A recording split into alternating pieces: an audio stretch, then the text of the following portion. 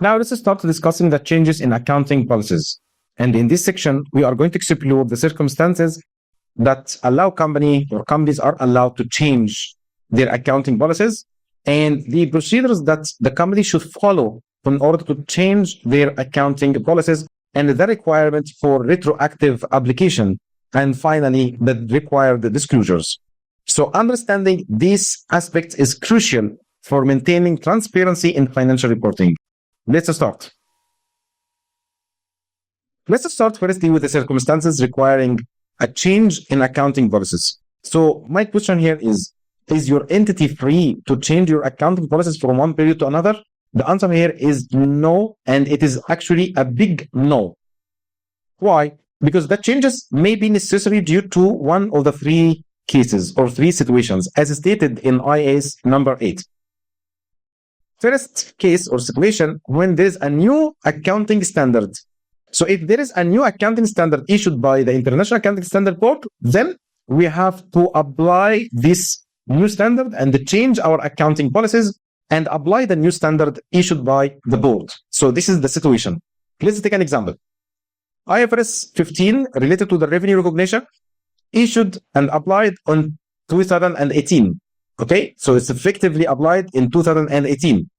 Before 2018, we were applying different accounting standards. So once this accounting standard, which is IFRS 15, started to be effectively applied, so we have to stop using the old accounting policy, the old standard, and then apply the new accounting standard.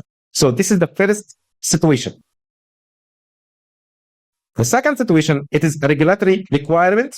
So for example, in Saudi Arabia, we have here SUKBA, and they are reviewing the accounting standards and adding some adjustments to the accounting standard in order to match the regulatory environment, such as Zakah, for example. So this is an example. The third example or situation that entities are allowed to change their accounting policies is related to the evolution of an entity's operations.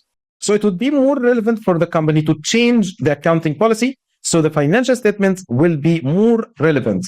So here the change is justified that it will make the financial statements more relevant to match the dynamics of the entity's operations and the business. So these are the three situations that entities are allowed to change their accounting policies. Other than these situations, entities are not allowed to change their accounting policies. Now, the next logical topic to discuss in this regard is the procedures that the company should follow in order to change their accounting policies. So step number one, ask yourself, do we have one of the three situations that we allow to change the accounting policies? If the answer is yes, and we have one of these three situations, now go to the steps and the procedures that you have to follow when it comes to changing the accounting policies. Number one, the company must justify and clearly articulate the reasons for the change, providing justification for why we are changing the accounting policy.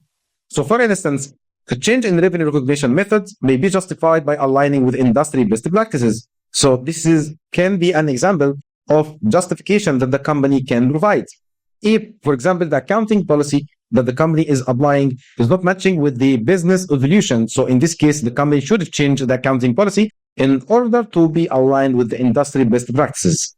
So a justification is a must in this case. The second important and very important procedure here is to go to apply this change in accounting policies retrospectively.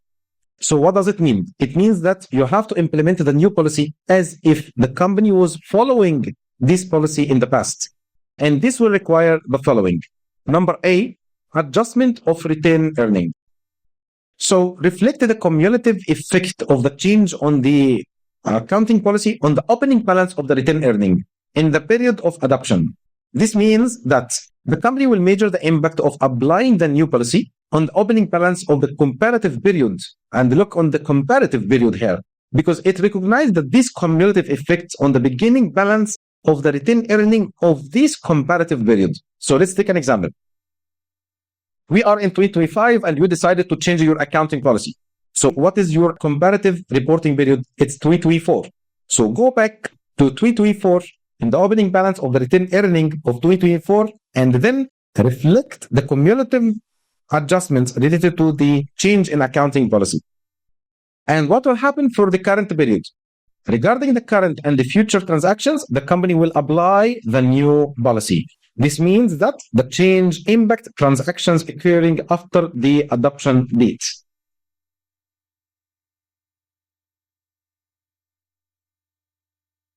Now, let's take an example to discuss and explain the retrospective application of the change in accounting policies. Let's assume that company X changes its inventory valuation method from first in, first out to weighted average method. The change results in an increase in the inventory with a value equal to $20,000 in the previous years.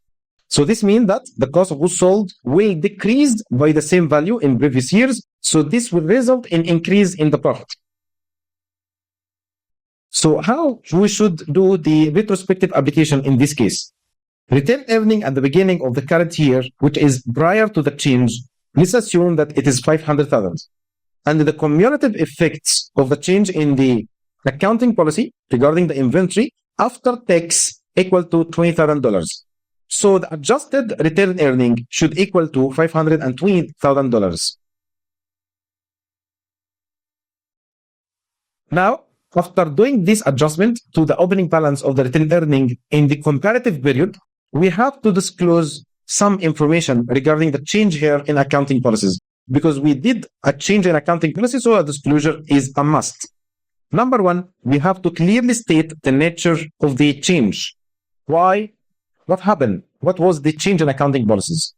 Then, number two is to provide the reasons and justification for the change and quantify the impacts on the relevant financial statement line items. So when it comes to that example that we discussed regarding the inventory, so this adjustment impacted two things. Number one, the inventory, and number two, the retained earning. And of course, when it comes to the statement of profit or loss in the comparable period, it will impact also the cost of goods sold. Number three, to provide a reconciliation of the affected accounts. So for example, retained earning in this case, and also inventory as well.